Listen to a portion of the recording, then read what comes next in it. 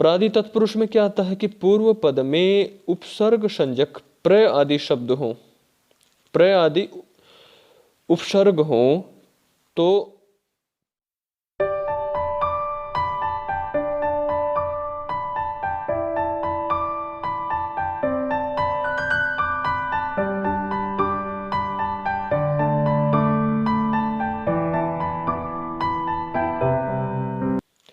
ओम नमस्ते जी। आज हम आपके सामने तत्पुरुष समास के प्रथम वीडियो को प्रस्तुत करने जा रहे हैं। इससे पहले हमने अविभाव समास के वीडियोज को आपके सामने प्रस्तुत किया था। तो जब हम तत्पुरुष समास के प्रथम वीडियो को आपके सामने प्रस्तुत कर रहे हैं तो सर्वप्रथम हमारा विषय रहेगा तत्पुरुष समास का निर्वचन हम कितने प्रकार से कर सकते हैं, कितने प्रकार से किया जाता है। तो इसका सामान्यतः उत्तर यही है कि तत्पुरुष समास का निर्वचन हम 7 प्रकार से कर सकते हैं, 7 प्रकार से किया जाता है। ठीक है, अब वो कौन कौन से 7 प्रकार हैं, आइए उनको जान लेते हैं। सर्वप्रथम आता है सामान्य तत्पुरुष, उसके पश्चात नय तत्पुरुष, फिर कर्मधारय, उसके पश्चात द्विगुः, फिर प्रादि तत्पुरुष, फिर गति तत्पुरुष और अंत में उपपद तत्पुरुष।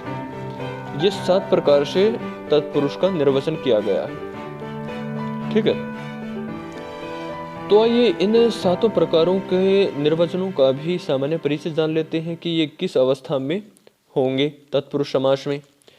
तो जब सर्वप्रथम सामान्य तत्पुरुष आता है तो कहता है कि विग्रह दिशा में पूर्व पद में प्रथमा को छोड़कर शेष सभी विभक्तियों में इसका प्रयोग होगा। सामान्य तत्पुरुष का केवल प्रथमा को छोड़कर शेष सभी विभक्तियों में सामान्य तत्पुरुष का प्रयोग होगा।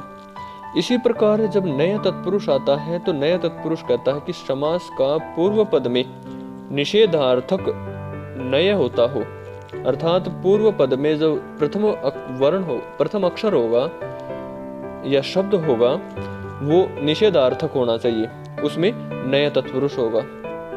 अर्थात नय आदि ऐसे शब्दों का प्रयोग होना चाहिए जिसमें नकार किया गया हो, निषेध किया गया हो।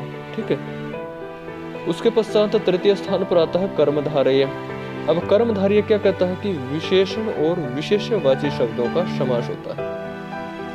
कर्मधारय तत्पुरुष समास विशेषण और विशेष्यवाची शब्दों का समास होता है और इसे समानाधिकरण तत्पुरुष भी कहते हैं। तो इसके पश्चात द्विगु आता है। द्विगु एक कर्मधारय का ही भेद है। ठीक है, ये इसके द्विगु में पूर्व पद जो प्रथम पद होगा उसमें संख्यावाची शब्द होंगे। ठीक है, वहां पर द्विगु तत्पुरुष होगा, द्विगु कर्मधारय तत्पुरुष होगा। ठीक है, इसके पश्चात आता है प्रादि तत्पुरुष समास।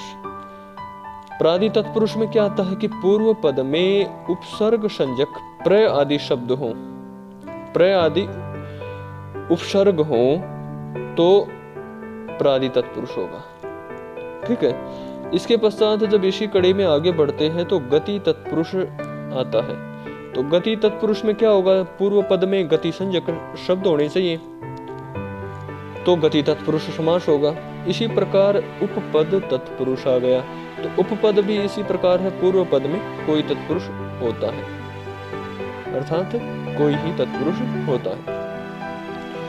ये तत्पुरुष के 7 निर्वचन हैं जो आपके सामने हमने प्रस्तुत किए। आपको हमारा ये प्रयास कैसा लगा आप हमें संदेश के माध्यम से जरूर बताएं। और अगले वीडियो में हम तत्पुरुष समास को प्रारंभ कर रहे हैं। ये सामान्य परिचय था।